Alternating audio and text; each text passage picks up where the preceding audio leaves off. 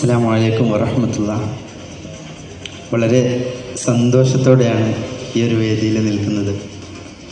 ഇന്നിവിടെ നിൽക്കാൻ സാറ് പറഞ്ഞതുപോലെ ചെറിയൊരു സ്വപ്നം, വളരെ ചെറിയ പ്രായത്തിൽ എൻ്റെ മനസ്സിൽ ചെറിയൊരു സ്വപ്നം ഉണ്ടായിരുന്നു. പക്ഷേ ആ സ്വപ്നം ഞാൻ പൂർത്തീകരിച്ചപ്പോൾ ലോകത്തിൻ്റെ മുന്നിൽ അതൊരു വലിയ എൻ്റെ സ്വപ്നമായിട്ടാണത് റിസൾട്ട് കിട്ടിയത്. കേരളത്തിൽ നിന്നും 2022 ജൂൺ 2-ാം തീയതിയാണ് ഞാൻ യാത്ര പുറപ്പെടുന്നത്. ഏകദേശം 6 രാജ്യങ്ങൾ നടന്നു വേണം പോകാൻ. പരിശുദ്ധമായ ഹജ്ജ്, ഈ സമയം മക്കയിൽ ഹജ്ജ് നടക്കുന്നുണ്ട്. ഈ ഹജ്ജിലേക്ക് എത്തണം എന്ന ഒരു ആഗ്രഹത്തോടെയാണ് ഞാൻ ഈ യാത്ര പുറപ്പെടുന്നത്. 8640 കിലോമീറ്റർ നടക്കണം.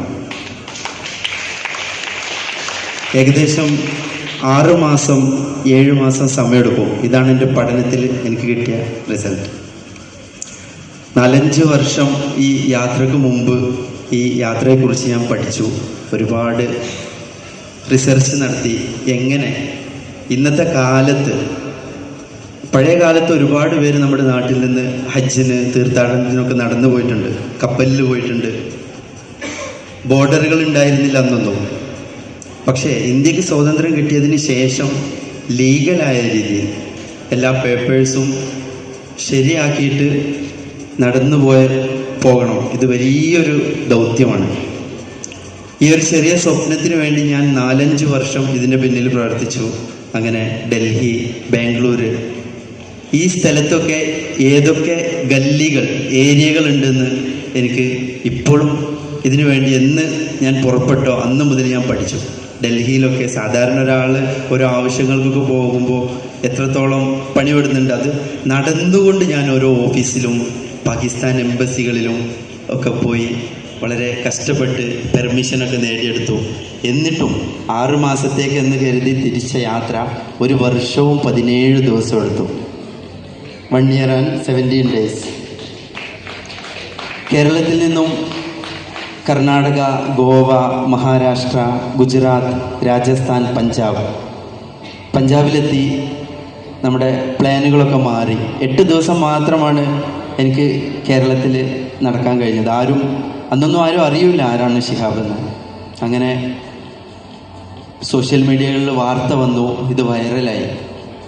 പിന്നെ എൻ്റെ പ്ലാനിൽ നിന്നൊക്കെ മാറി. ആദ്യം ഞാൻ ഇന്ത്യയിലെ ഭാരത് പെട്രോൾ പമ്പിൻ്റെ എല്ലാ നമ്പറും കളക്ട് ചെയ്തിട്ടുണ്ടായിരുന്നു.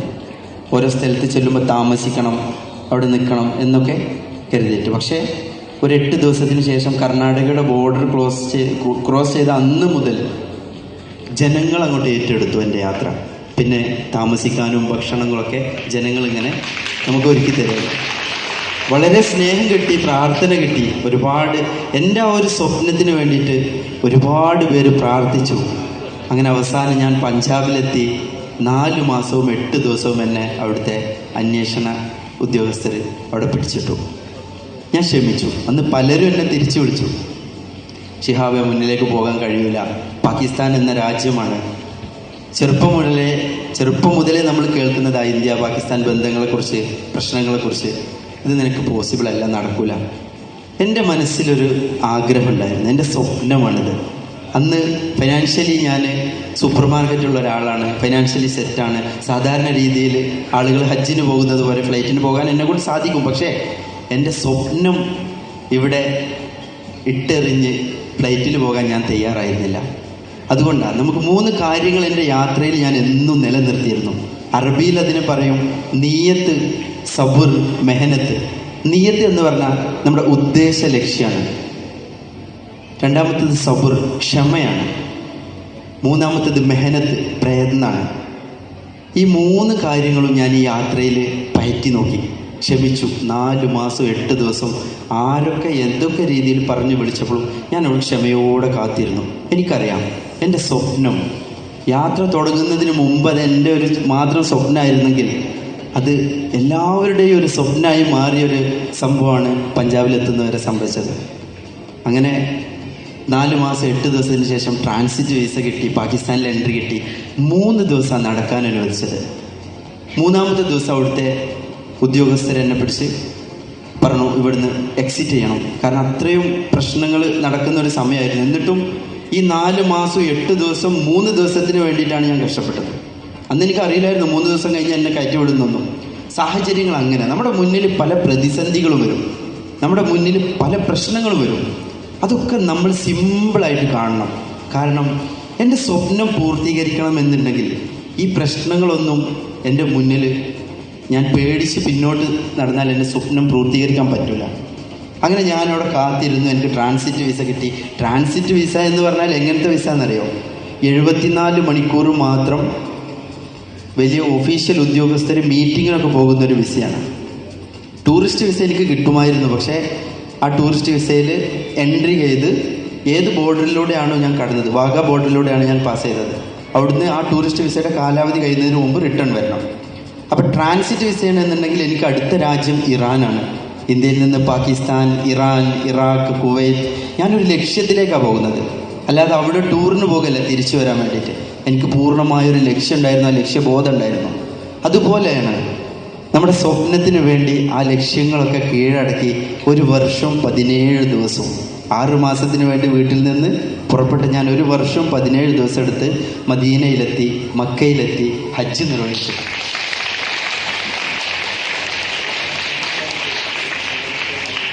ഇറാൻ എന്ന രാജ്യമാണ് എനിക്ക് ഏറ്റവും ബുദ്ധിമുട്ടും പ്രശ്നങ്ങളൊക്കെ ഉണ്ടായി അനുഭവിച്ച രാജ്യം. കാരണം ഈ 4 മാസം 8 ദിവസം ഞാൻ കാത്തിരുന്നപ്പോൾ എൻ്റെ റിസർച്ചിലുണ്ടായിരുന്ന സമയങ്ങളൊക്കെ കടന്നു പോയിരുന്നു.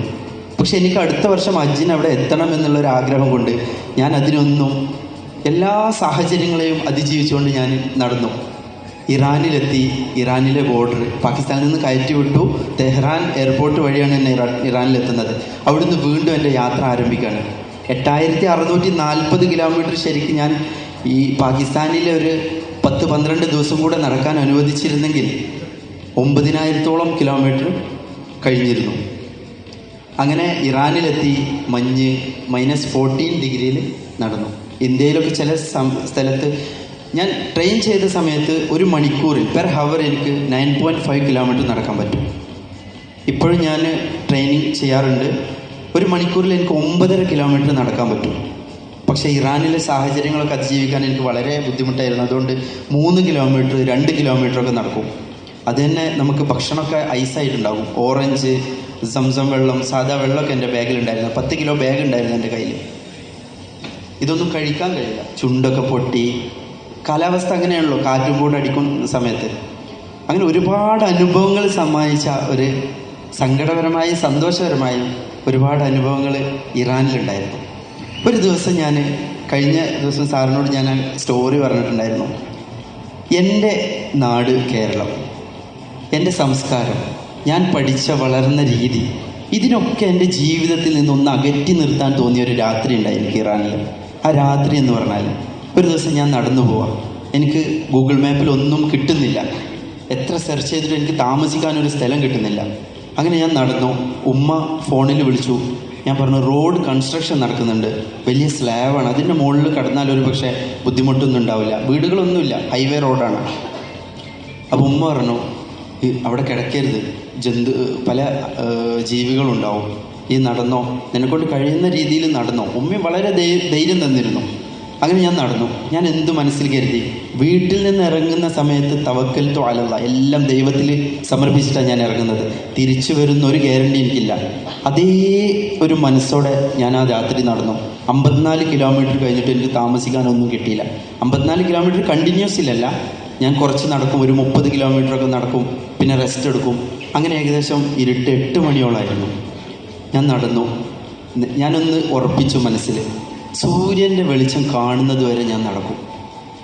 ഞാൻ അങ്ങനെ പതുക്കെ നടന്നു. ഹൈവേയിലാണ്, വേറെ വീടുകളൊന്നും കിട്ടുന്നില്ല. ഒരു 11 മണിയോളം അടുത്ത സമയത്ത് ഒരു ലൈറ്റ് കണ്ടു പോസ്റ്റിൽ.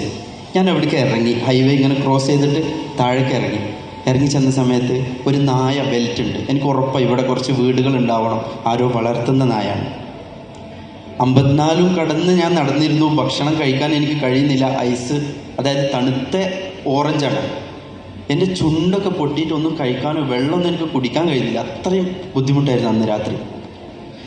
അപ്പോൾ ഈ നായ നടന്നു. അതിൻ്റെ പുറകെ ഞാനും നടന്നു. എനിക്ക് ഉറപ്പ് ഇത് ആരോ വളർത്തുന്ന നായ, ബെൽറ്റ് ഉണ്ടല്ലോ, കുറച്ച് കൂടുതൽ നായകളുടെ കുര കേട്ട് ഞാൻ അതിൻ്റെ അടുത്തേക്ക് ചെന്നപ്പോൾ ഒരു ചെറിയ വീട്, 1-2 വീടുകൾ അതുപോലെ ഉണ്ട്. ആ വീട്ടിൽ നിന്നൊരു ഉമ്മ വാതിൽ തുറന്നു. ഇറാനിലാണ്. അവരുടെ ഭാഷ പാർസി ആയിരുന്നു. അവർ അറബി. ഞാൻ അറബി സംസാരിക്കും. ഞാൻ 7 ഭാഷകൾ പഠിച്ചിട്ടുണ്ട് യാത്രയ്ക്ക് വേണ്ടിയിട്ട്. പക്ഷേ എനിക്കറിയാത്തൊരു ഭാഷയായിരുന്നു ഫാർസി. ഞാൻ അറബിയിൽ സംസാരിച്ചു. അവർക്ക് മനസ്സിലായി ഞാൻ ഈജി മിനൽ ഹിന്ദ്, ഞാൻ ഇന്ത്യയിൽ നിന്ന് വരുന്ന, റൂഹ് മിനൽ മക്ക, ഞാൻ മക്കയിലേക്ക് പോകുന്ന ആളാണ്, ഞാനൊരു യാത്രക്കാരനാണ്, എനിക്ക് താമസിക്കാനൊന്നും കിട്ടിയിട്ടില്ല, ഭക്ഷണമൊന്നും കിട്ടിയിട്ടില്ല, ഞാനൊന്നും ഇവിടെ കിടന്നോട്ടെ എന്ന് അറബിയിൽ ഞാൻ പറഞ്ഞു. ഞാൻ ആരാണെന്നോ എൻ്റെ രൂപം എന്താണെന്നോ എൻ്റെ പൊട്ടിയൊലിച്ച, അതായത് ഈ വിണ്ട് പൊട്ടിയൊലിച്ച ചുണ്ടുകളും കവിളുകളൊക്കെ ഇത്ര വികൃതമായൊരു രീതിയിലായിരുന്നു അന്നത്തെ ഫോട്ടോസൊക്കെ ഒരു പക്ഷെ പലരും കണ്ടിട്ടുണ്ടാവും. ആ ഉമ്മ എന്നെ വിളിച്ച് വീടിനുള്ളിൽ കയറ്റി. ഒരു അഫ്ഗാനിസ്ഥാനിൽ അങ്ങനെ ചൈനക്കാരൊക്കെ മുകളിലുള്ളൊരു ഉമ്മയായിരുന്നു. വീട്ടിലേക്ക് ഞാൻ കയറി. അവിടെ 3 ആളുകളുണ്ടായിരുന്നത്. ഫാത്തിമ എന്ന് പറയുന്ന ഒരു 18-19 പ്രായം തോന്നിക്കുന്ന ഒരു പെൺകുട്ടി, ഒരു 5-6 വയസ്സ് തോന്നിക്കുന്ന മുഹമ്മദ് എന്ന് പറഞ്ഞൊരു കുട്ടി. ഈ കുട്ടിക്ക് ബുദ്ധി ഇല്ലാത്തൊരു കുട്ടിയാണ്. എന്തൊക്കെയോ സംസാരിച്ചുകൊണ്ടിരിക്കുന്നുണ്ട്. അവരുടെ ഭാഷ എനിക്ക് മനസ്സിലാവുന്നില്ല, ഫാർസിയാണ്. ഉമ്മാക്ക് അറബി സംസാരിക്കാൻ കഴിയും. അങ്ങനെ ഈ കുട്ടികളുടെ ഇടയിൽ അവരെന്ത് വിശ്വസിച്ചിട്ടാണ് അവരെന്നെ കയറ്റിയത്? ഞാൻ ആരാണെന്ന് അവർക്കറിയില്ല. എൻ്റെ വികൃതമായ രൂപം, ഞാൻ ഏത് രാജ്യക്കാരൻ, എൻ്റെ ഭാഷ അറിയില്ല, എൻ്റെ വസ്ത്രത്തിൻ്റെ രീതിയല്ല അവരണിഞ്ഞ വസ്ത്രങ്ങൾ. പക്ഷേ ആ വീട്ടിൽ എനിക്ക് എൻട്രി തന്നു. അവിടെ ചായ, തണുത്ത പ്രദേശമാണല്ലോ, വീട് ഓപ്പൺ കിച്ചണായിട്ടുള്ളൊരു റൂമ്, ഒറ്റ റൂമാണ്. പാവപ്പെട്ടവർ, ആടിനെ നോക്കിയിട്ടും കല്ല് കൊത്തിയിട്ടൊക്കെ ജീവിക്കുന്ന ആളുകളാണ്. വ്യത്യസ്തമായ സംസ്കാരത്തിൽ ജീവിക്കുന്ന ആളുകളാണ്. ഞാനുമായിട്ട് ഒരു തരത്തിൽ അവർ യോജിച്ച് പോകാത്ത തരത്തിലുള്ളൊരു സംസ്കാരം. ഞാൻ എൻ്റേതായ ട്രാവൽ രീതിയിലുള്ള എല്ലാ ഡ്രസ്സുകളാണ് ഒക്കെ മാറ്റി വെച്ചു. എനിക്ക് ഷാമ്പു തന്നു. എൻ്റെ കയ്യിൽ ഷാമ്പു ഉണ്ടായിരുന്നു, വെള്ളം. തണുത്ത സമയത്ത് ഞാൻ കുളിച്ചു, കാല് നീട്ടി വെച്ചു, ഞാനൊന്നിരുന്നു വീടിൻ്റെ ഉള്ളിൽ. ചായ ഉണ്ടാക്കി തന്നു. കുറച്ച് കഴിഞ്ഞപ്പോൾ അവരുടെ ഉപ്പ ജോലി കഴിഞ്ഞു വന്നു. ഉപ്പ ഒരു ഹാമർ ഇങ്ങനെ തോളിൽ വെച്ചിട്ടുണ്ട്. അപ്പോൾ റോഡിൽ ബാക്കി വരുന്ന കല്ല് കൊത്തിയിട്ട് വിൽക്കുന്ന ജോലിയാണ് ഈ ഉപ്പാക്ക്. അങ്ങനെ അവർ വന്ന സമയത്ത് എന്നെ അവിടെ കണ്ടു. അവരാ ഉമ്മയോട് ചോദിച്ചില്ല, അല്ലെങ്കിൽ മക്കളോട് ചോദിച്ചില്ല ഇത് ആരാണെന്നോ, അല്ലെങ്കിൽ ഫോണൊന്നും ഇല്ല അവർക്ക്. ഇത്ര നമ്മളെ പഴയ നിൽക്കുന്ന സ്വിച്ചുള്ള ഫോണുണ്ടല്ലോ, അത് അവരുടെ കയ്യിൽ, ആ ഉപ്പാൻ്റെ കയ്യിലുള്ളത്. ആരാണെന്ന് ചോദിച്ചില്ല. ആ ഉപ്പ പറഞ്ഞ ചായ കൊടുത്തു. അതെനിക്ക് മനസ്സിലായി. അത് ഷായ് എന്ന് ചോദിച്ചു. അപ്പോൾ ചായ കൊടുത്തോ എന്ന് ചോദിക്കുന്നുണ്ട്. അങ്ങനെ ആ ഒരു രാത്രി എൻ്റെ ജീവിതം തന്നെ മാറ്റിമറിച്ചൊരു രാത്രിയാണ്. എങ്ങനെയാണ് ജീവിതം മാറ്റിമറിച്ചതെന്ന് വെച്ചാൽ, ഞാൻ കിടക്കേണ്ട സമയമായി, ഭക്ഷണമൊക്കെ തന്നു, ചോറ്, തക്കാളി ഒക്കെയാണ് അവിടുത്തെ രീതിയിലുള്ള ഭക്ഷണം, അവരുടെ രീതിയിലുള്ള ഭക്ഷണം. അങ്ങനെ രാത്രി ഇതൊക്കെ കഴിച്ച് നല്ല ഒരു അതിഥിയെ എങ്ങനെ സ്വീകരിക്കണം എന്ന് അവർക്കൊന്നും ഇല്ലായ്മയിൽ നിന്നും അവരെന്നെ അത്രയും 100%-നേക്കാൾ അവരത്രയും എനിക്ക് സ്നേഹം തന്നിട്ട് എന്നെ ഭക്ഷിപ്പിച്ചത്. ഞാൻ കിടന്നു. ചുമരിനോടടുത്ത് ഞാൻ, ഓപ്പൺ ആയിട്ടുള്ള ഏരിയ ആണല്ലോ, അതിൻ്റെ ഇപ്പുറത്ത് ആ ഉപ്പ, അതിൻ്റെ ഇപ്പുറത്ത് ആ ഉമ്മ, അതിൻ്റെ ഇപ്പുറത്ത് ആ ഫാത്തിമ എന്ന് പറഞ്ഞ കുട്ടി, ആ മുഹമ്മദ് എന്ന് പറഞ്ഞ കുട്ടി നിരന്ന് കിടന്നു. അന്ന് രാത്രി ഞാനിങ്ങനെ എൻ്റെ കവിളിൽ ഇങ്ങനെ കൈ വെച്ചിട്ടാണ് കിടക്കുന്നത്. തുണിയിലൊന്നും എനിക്ക് കവിൾ വെക്കാൻ കഴിയുന്നില്ല. എണീക്കുമ്പോൾ എനിക്ക് ഭയങ്കര പെയിനാണ്. കൈ ഇങ്ങനെ വെച്ച് കിടക്കുന്ന സമയത്ത് എനിക്ക് കരച്ചിൽ വന്നു. ഞാൻ എന്തൊക്കെയോ ആലോചിച്ച് വിഷമത്തിൽ കരയാണ്. ഈ കണ്ണീരൊലിക്കുമ്പോൾ എനിക്ക് ഇവിടെയൊക്കെ വേദനിക്കുന്നുണ്ട്. ഇപ്പോഴും എൻ്റെ നെഞ്ഞ് പൊട്ടു ഈ ഒരു കഥകളൊക്കെ ആലോചിക്കുന്ന സമയത്ത്. യാത്രയുടെ അനുഭവങ്ങളാണല്ലോ അത്. അപ്പോൾ ഞാൻ എന്ത് ചെയ്തു, എങ്ങാനും ഞാൻ കരയുന്നത് ആ ഉപ്പ കേട്ടാൽ ഒരു പക്ഷെ ആ ഉപ്പ എന്തെങ്കിലും വിചാരിക്കുമോ, എന്തെങ്കിലും അങ്ങനെ ഞാൻ കരുതി തിരിഞ്ഞു കിടന്നു ചുമരിനോട് ചേർന്നിട്ട്. ഞാൻ പൊട്ടി വിങ്ങി ഞാൻ കരഞ്ഞു. എൻ്റെ മനസ്സിൽ വന്നത് എന്താണെന്നറിയില്ല. ഞാൻ ആരാണെന്ന് അവർക്കറിയില്ല, എവിടുന്നാണ് വരുന്നതെന്ന് ഞാൻ പറഞ്ഞ അറിയുള്ളൂ. അവരന്വേഷിച്ചിട്ടില്ല, എന്തിനാ വന്നതെന്ന് ഒന്നും ചോദിച്ചിട്ടില്ല. വീട്ടിലേക്ക് വിളിച്ചു വരുത്തി എന്ത് ധൈര്യത്തിലാണ്. ഇതെൻ്റെ വീട്ടിലായിരുന്നെങ്കിൽ, കേരളത്തിലെ ചോറ്റൂർ എന്ന് പറയുന്ന ഗ്രാമത്തിലുള്ള എൻ്റെ വീട്ടിൽ ഞാനൊരു 10 മണി കഴിഞ്ഞാൽ ഭക്ഷണമൊക്കെ കഴിച്ചിട്ട് കൊലായിൽ ഇങ്ങനെ ഇരിക്കുന്ന സമയത്ത് അറിയാത്ത അപരിചിതനായ ഒരാൾ വന്നാൽ എന്നോട് പറയാം ഞാനൊരു യാത്രക്കാരനാണ്, എനിക്ക് ഇങ്ങനെ ഒരു സ്ഥലത്തേക്ക് പോകാനുണ്ട്, പക്ഷെ ഇന്ന് രാത്രി എനിക്കൊന്ന് ഇവിടെ കിടക്കണം. എൻ്റെ സംസ്കാരം, ഞാൻ വളർന്ന രീതി, എൻ്റെ നാട്, എൻ്റെ ചുറ്റുപാട്, ഇതൊക്കെ വെച്ചിട്ട് ശിഹാബ് എന്ന ഞാൻ ഒരിക്കലും ഒറ്റയടിക്ക് അയാൾ കിടക്കാൻ സമ്മതിക്കില്ല. ഒരുപാട് കാര്യങ്ങൾ നോക്കേണ്ടതുണ്ട്. കാരണം എൻ്റെ സംസ്കാരവും എൻ്റെ രീതിയും വിശ്വാസമൊക്കെ എന്നെ പഠിപ്പിച്ചത് അങ്ങനെയാണ്. ഒരുത്തന് അടച്ചുറച്ച് വിശ്വസിക്കാൻ പാടില്ല, അങ്ങനെയാണല്ലോ നമ്മൾ സാഹചര്യങ്ങൾ. അതിങ്ങനെ ആലോചിച്ചിട്ട് ഞാൻ കരയുന്നത്, ഇയാളിപ്പോൾ എൻ്റെ വീട്ടിലാണ് വന്നിരുന്നതെന്നുണ്ടെങ്കിൽ ഞാൻ എൻ്റെ ഉമ്മയോട് ചോദിക്കണം, എൻ്റെ മക്കൾ, എൻ്റെ ഭാര്യ, ഇവരുടെയൊക്കെ അനുവാദം വേണം. അവരുടെ സ്വർണത്തെക്കുറിച്ചും അവരുടെ ഭക്ഷണം ഇവിടുന്ന് എന്ത് ഞാൻ കൊടുക്കും, പല രീതിയിലാണ് എൻ്റെ ചിന്തകൾ പോകുക. ഇതെല്ലാവരും സമ്മതിച്ച് ഞാൻ അയാൾക്കൊരു അഭയം കൊടുത്താൽ തന്നെ അയാൾ ക്ഷീണം കൊണ്ട് ഒരു പക്ഷേ നല്ല രീതിയിൽ ഉറങ്ങും. ഞാൻ പേടിച്ചിട്ട് ഇത് എന്താ ഏതാണെന്നറിയാതെ ശരിക്കും ഉറങ്ങില്ല. ഇതാണ് എൻ്റെ സാഹചര്യം, എൻ്റെ രീതികൾ, എൻ്റെ സംസ്കാരം, എൻ്റെ നാടും എൻ്റെ ചുറ്റുപാടും എന്നെ പഠിപ്പിച്ചത് ഇതാണ്.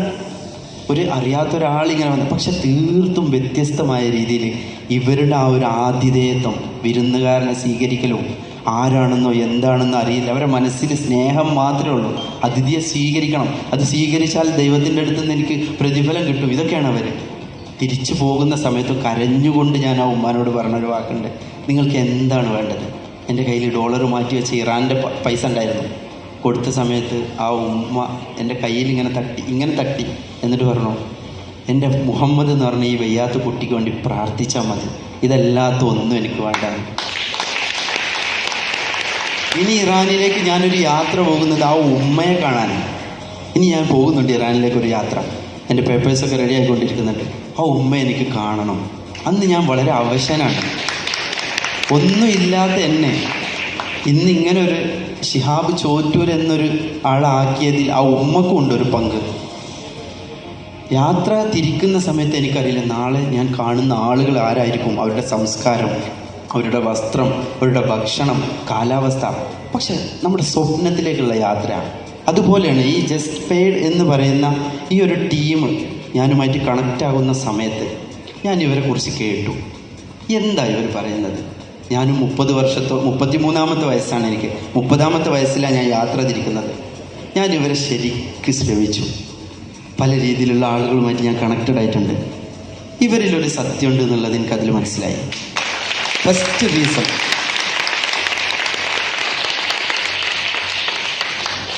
നൂറ് വട്ടം ചിന്തിച്ചിട്ട് എൻ്റെ യാത്രയുടെ അനുഭവം കൊണ്ടായിരിക്കാം, എല്ലാവർക്കും അങ്ങനെ വെച്ച് കൊടുക്കുന്ന ഒരാളല്ല ഞാൻ.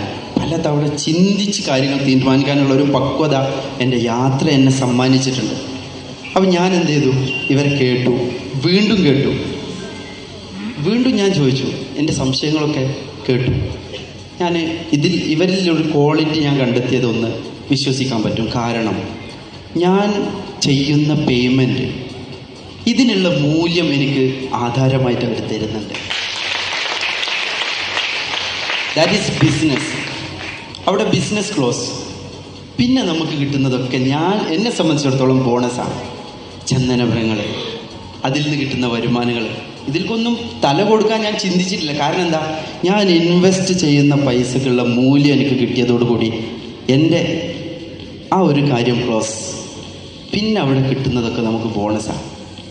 അപ്പോൾ ഇതാ വിശ്വാസം, ഇവരിലുള്ള ഇതുപോലത്തെ ഒരു കൺസെപ്റ്റ് പല രീതിയിലുള്ള ഇന്ത്യയിലുള്ള ആളുകളുമായിട്ട് ഞാൻ കണക്ട് ചെയ്യാറുണ്ട്. ഞാൻ 4 ബ്രാൻഡിൻ്റെ അംബാസഡറാണ്. ഒന്നൊരു ട്രാവൽസ്, അൽഫലാഹ് ട്രാവൽസ്, ആദിൽ ഖാദിരി എന്ന് പറയുന്ന perfume, Adil Qadiri perfume, university എന്ന് പറയുന്ന സ്റ്റഡി അബ്രോഡ് കമ്പനി, പിന്നെ ഞാനീ ധരിച്ചിരിക്കുന്ന തൊപ്പി. ഈ 4 കാര്യങ്ങളുടെ ബ്രാൻഡ് അംബാസഡറാണ് ഞാൻ. അത് ഇന്ത്യയിലെ പല സ്ഥലങ്ങളിലാണ് ഇതൊക്കെ.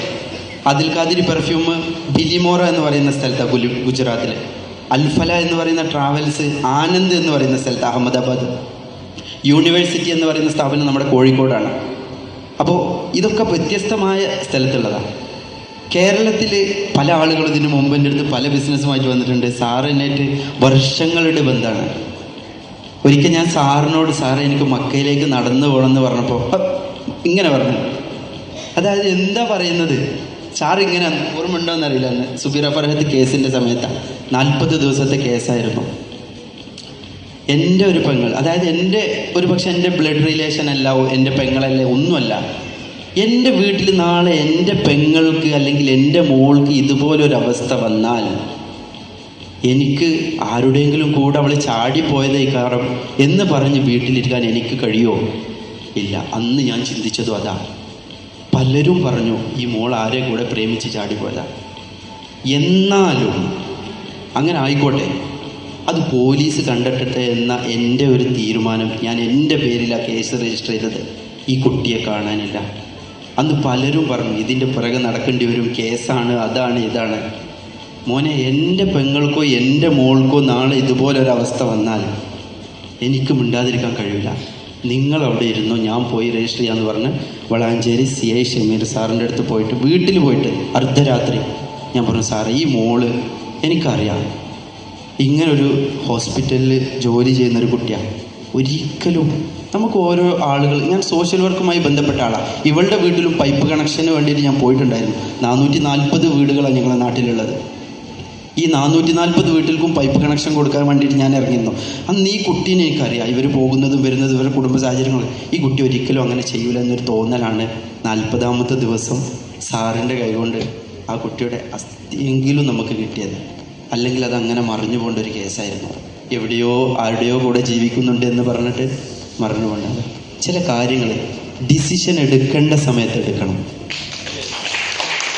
സമയം വളരെ പ്രധാനപ്പെട്ടതാണ്. ഇന്നും ഞാൻ പലതവണ നേരിട്ട് ഈ കൺസെപ്റ്റിനെ കുറിച്ചിട്ട് കേട്ടതാണ്. പക്ഷേ ഇന്നും ഞാൻ ഇവിടെ ഇരുന്നത് പൂർണ്ണമായും വീക്ഷിക്കായിരുന്നു. ഇതിനെക്കുറിച്ച് പൂർണ്ണമായും മനസ്സിലാക്കിയായിരുന്നു. കാരണം ഇതിലേക്ക് ഞാൻ കടന്നു വരുമ്പോൾ ഞാൻ ഫേസ് ചെയ്യേണ്ട എല്ലാ കാര്യങ്ങളും ഞാൻ ചിന്തിക്കുന്നുണ്ട്. എൻ്റെ സമയം വിലപ്പെട്ടതാണ്. ഓരോ ഡിസിഷൻ എടുക്കുമ്പോഴും എൻ്റെ സമയം എനിക്ക് വിലപ്പെട്ടതാണ്. പല കാര്യങ്ങളിൽ തിരക്കുള്ള ആളാണ് ഞാൻ. പക്ഷേ എൻ്റെ സമയം വേസ്റ്റ് ആവാൻ പാടില്ല. പക്ഷേ ഇവിടെ എൻ്റെ സമയം വേസ്റ്റ് ആയിട്ടില്ല. ജസ്പേഡിനോട് കൂടെ ഞാൻ ഉണ്ടാകുമെന്നൊരു ഉറപ്പ് കൊടുത്തപ്പോഴും പല രീതിയിലും ഞാൻ ചിന്തിച്ചു, ദൈവത്തിൽ അത് സമർപ്പിച്ചു. ഇൻഷാ അല്ലാഹ് ഇത് നല്ലൊരു കൺസെപ്റ്റാണ്. ഇത് നാടിനും സമൂഹത്തിനും ഗുണമുണ്ട്. ആരോഗ്യപരമായിട്ട് നല്ലതാണ്. കൊടുക്കുന്ന പൈസക്കുള്ള മൂല്യം നമ്മൾക്ക് കിട്ടുന്നുണ്ട്. പിന്നെ എന്തിനു നമ്മൾ പേടിക്കണം എന്നുള്ളതാണ്.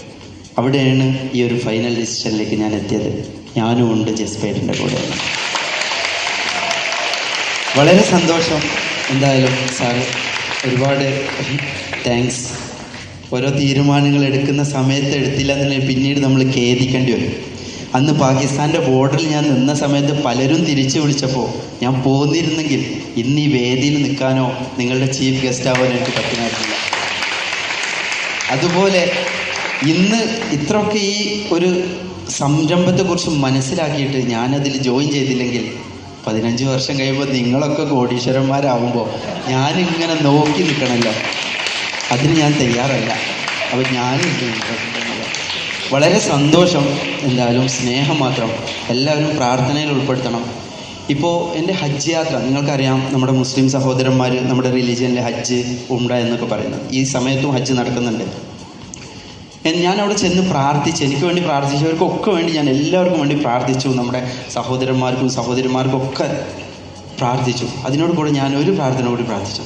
എൻ്റെ മനസ്സിൽ ആഗ്രഹം വരുന്ന സമയത്തൊക്കെ എനിക്ക് ഹജ്ജും ഉംറയും ചെയ്യണമെന്ന്. ആ പ്രാർത്ഥന, ഈ എല്ലാ കാര്യത്തിൻ്റെ കൂടെ നമ്മുടെ പ്രാർത്ഥന കൂടെ വേണം. നമുക്ക് വിശ്വാസത്തോടെ നമ്മൾ പ്രാർത്ഥിക്കണം. ആ പ്രാർത്ഥനയ്ക്ക് 3 വർഷത്തിന് ശേഷം ഇന്നലെ എൻ്റെ എഗ്രിമെൻ്റ് ആയിരുന്നു. സാറിനറിയാം, എൻ്റെ ജീവിതത്തിൽ ഇത്ര നല്ലൊരു കോൺട്രാക്റ്റിൽ ഞാൻ സൈൻ ചെയ്തിട്ടില്ല. ഇന്നലെ അത് ചെയ്തു. ആ സൈൻ ചെയ്തത് എല്ലാ വർഷവും ഹജ്ജ് ചെയ്യാൻ കഴിയും. ആഗ്രഹിക്കുന്ന സമയത്തൊക്കെ മക്കയിൽ പോയി ഉംറ ചെയ്യാൻ പറ്റും. യാത്ര ഇഷ്ടപ്പെടുന്ന ആളായതുകൊണ്ട് തന്നെ തുർക്കി, മൊറോക്കോ, ഉസ്ബെക്കിസ്ഥാൻ പോലത്തെ രാജ്യങ്ങളിൽ മാസത്തിൽ ഒരിക്കലെങ്കിലും പോകാൻ കഴിയും. എനിക്ക് താല്പര്യമുണ്ടെങ്കിൽ പോകാം. എങ്ങനെ ഒരു കമ്പനിയുമായിട്ട് ഡീൽ ചെയ്തു. അവർക്ക് അതിൽ നിന്ന് എന്നെ കൊണ്ട് ബെനിഫിറ്റ് ഉണ്ട്. കാരണം 1,38,00,000 പേര് സോഷ്യൽ മീഡിയ പ്ലാറ്റ്ഫോമിൽ എന്നെ ഫോളോ ചെയ്യുന്നുണ്ട്. അതുകൊണ്ട് അവർ എന്നെ ഉപയോഗിച്ച് ബിസിനസ് ചെയ്യുന്നുണ്ടാവും. പക്ഷേ എൻ്റെ ആഗ്രഹം പൂവണിയുന്നതാണ് ഞാൻ നോക്കുന്നത്. നമ്മളെ കൊണ്ട് മറ്റുള്ളവർക്ക് ഉപകാരം ഉണ്ടാവട്ടെ. അതിനോടൊപ്പം നമ്മുടെ ആഗ്രഹങ്ങൾ പൂവണിയട്ടെ. നമ്മുടെ മക്കൾ ഇതുപോലെ നോക്കാൻ, അതായത് ഞങ്ങൾ ഹൈദരാബാദിൽ ഫാത്തിമ ഓൾഡ് ഏജ് ഹോം എന്ന് പറഞ്ഞിട്ടൊരു ഓൾഡ് ഏജ് ഹോം നടക്കുന്നുണ്ട്. 27 അന്തേവാസികളുണ്ട് അവിടെ. 27 എല്ലാ കാസ്റ്റിലുള്ള ആളുകളുണ്ട്. എനിക്കറിയാം. അവരൊക്കെ മക്കൾ ഉപേക്ഷിച്ചവരും മക്കളില്ലാത്തവരും മക്കൾ മരണപ്പെട്ടവരും ഉപേക്ഷിച്ചവരൊക്കെ ഉണ്ട്. 1-2 ആളുകൾ എന്നോട് പേഴ്സണലായിട്ട് സ്റ്റോറിയൊക്കെ പറയാറുണ്ട്. ഹൈദരാബാദിൽ ഫലക്കുനുമ, ഹൈദരാബാദിൽ ആരെങ്കിലും ടൂറ് പോകുന്ന സമയത്ത് ഫലക്കുനുമ എന്ന് പറയുന്നൊരു സ്ഥലമുണ്ട്. നമ്മുടെ മക്കളെ കൊണ്ടുപോയി കാണിക്കണം. ഇങ്ങനത്തെ സ്ഥലങ്ങളിലൊക്കെ ക്യാൻസർ രോഗികളെ, ഓൾഡ് ഏജ് ഹോമിലെ അന്തേവാസികളെ ഇവരൊക്കെ കാണിക്കണം. ഞാൻ എൻ്റെ മക്കളെ ഇടയ്ക്കിടയ്ക്ക് ഞാൻ കൊണ്ടുപോകാറുണ്ട് ഹൈദരാബാദിൽ. അപ്പോൾ ഈ ഫാത്തിമ ഓൾഡ് ഏജ് ഹോം നിങ്ങൾക്കറിയാം, ഷിഹാബ് ഉള്ള എന്ന് പറഞ്ഞാൽ നിങ്ങൾക്ക് അവിടെ ആരും പറഞ്ഞു തരും. അവിടുത്തെ കണക്ഷൻ അത്ര വലുതാണ്. അപ്പോൾ അവിടെ നിങ്ങൾ മക്കളെ കൊണ്ടുപോകണം. നമ്മുടെ ജീവിതത്തിൻ്റെ എല്ലാത്തിൻ്റെയും ഒരു മൂല്യം അവരെ പറഞ്ഞ് മനസ്സിലാക്കണം. ഇതൊക്കെ കാണിച്ചു കൊടുക്കണം. തൊപ്പിയുടെ കാര്യം സാറ് ചോദിച്ചല്ലോ. ഇപ്പം ഞാൻ ഈ ബ്രാൻഡ്, ഞാൻ ചെറുപ്പം മുതലേ തൊപ്പി ധരിക്കുന്ന ആളാണ്. ഞങ്ങളുടെ വിശ്വാസത്തിൻ്റെ ഒരു ഭാഗമാണ്. ഇതിന് ഞങ്ങൾക്ക് പ്രതിഫലം കിട്ടുന്നുണ്ടെന്ന് വിശ്വസിക്കുന്നുണ്ട്. മുസ്ലിം കമ്മ്യൂണിറ്റിയിൽ ഇത് തൊപ്പി വെച്ചാൽ ഞങ്ങൾക്ക് അത് ദൈവത്തിൽ നിന്ന് പ്രതിഫലമുണ്ട്, പല കാര്യങ്ങളുണ്ട്. സുന്നത്താണ്. പക്ഷേ അത് ഞാൻ അണിയാറുണ്ട് ചെറുപ്പം മുതൽ. ഈ തൊപ്പിയിലും ഇന്ന് ഓരോ ദിവസവും നിങ്ങളുടെ മുന്നിൽ വരുമ്പോഴും എനിക്കൊരു 3200 റുപ്പീസ് കിട്ടുന്നുണ്ട്. കാരണം എന്ന് പറഞ്ഞാൽ ഈ തൊപ്പിയുടെ കമ്പനിയുടെ ബ്രാൻഡ് അംബാസഡറാണ്. എന്നെ സമീപിച്ച സമയത്ത് എന്നോട് പറഞ്ഞു, പല രീതിയിലും പല ബിസിനസ്സുകളും വരാറുണ്ട്. ഹെയർ ഓയിലിൻ്റെ സമയത്ത് ഞാൻ പറഞ്ഞു എനിക്ക് മുടിയില്ല, പിന്നെ എങ്ങനെ ഞാൻ മറ്റുള്ളവരോട് ഡ്രസ്സ് ചെയ്യും ഒക്കെ പറഞ്ഞ് ഒഴിവാക്കാറാണ് ഞാൻ. നമ്മൾ നോക്കൂ, എന്ത് കാര്യം എൻ്റെ യാത്ര എന്നെ പഠിപ്പിച്ചതാണ്. തീരുമാനങ്ങൾ എടുക്കുമ്പോൾ നല്ല പോലെ ചിന്തിച്ച് മനസ്സിലാക്കി അതിനെക്കുറിച്ച് റിസർച്ച് നടത്തി കറക്റ്റ് പ്ലാനിങ്ങോട് കൂടി തീരുമാനങ്ങൾ എടുക്കണം. ഇന്ന് ഞാൻ നിൽക്കുന്നത് അതുപോലെ ഒരു പ്ലാനിങ്ങിലാണ്, അതുപോലെ ഒരു തീരുമാനത്തിലാണ്. അപ്പോൾ ഈ തൊപ്പിയെക്കുറിച്ചാണ് നമ്മൾ പറഞ്ഞത്.